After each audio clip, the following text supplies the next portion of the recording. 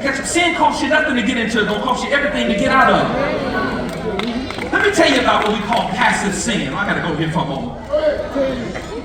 I remember my old a mentor of mine, Avi Hilliard, said one time in 2006, he says, the devil will seduce you into pleasure, tell you nothing is wrong with it.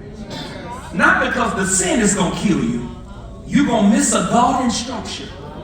You're going to not be where you're supposed to be and miss your destiny. Anything that seduces you, anything that's a controlled substance, anything that brings you under the influence is designed, can be used by the devil to misalign you and get you out of purpose, get you out of destiny. So when you're supposed to be somewhere, you won't be somewhere. When you're supposed to be hearing from God, you're hearing something else. Know ye not that to whom you yield your members to, you become the slave to it. If something is called a stimuli, if something is called an influencer, that means when you yield to it, you ain't no longer in control. Something else is.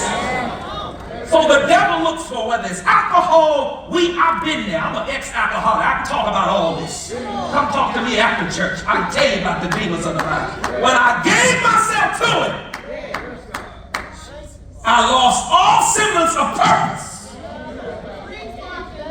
I went in reverse. Hello, somebody. It didn't bring me closer to God.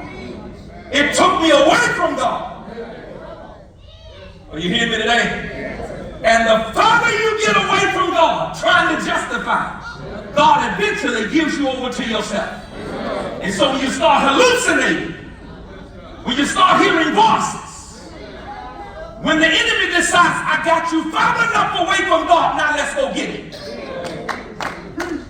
You enter what is called the point of no return. You're going to try to come back to God, but he won't be there. For the Spirit of God does not dwell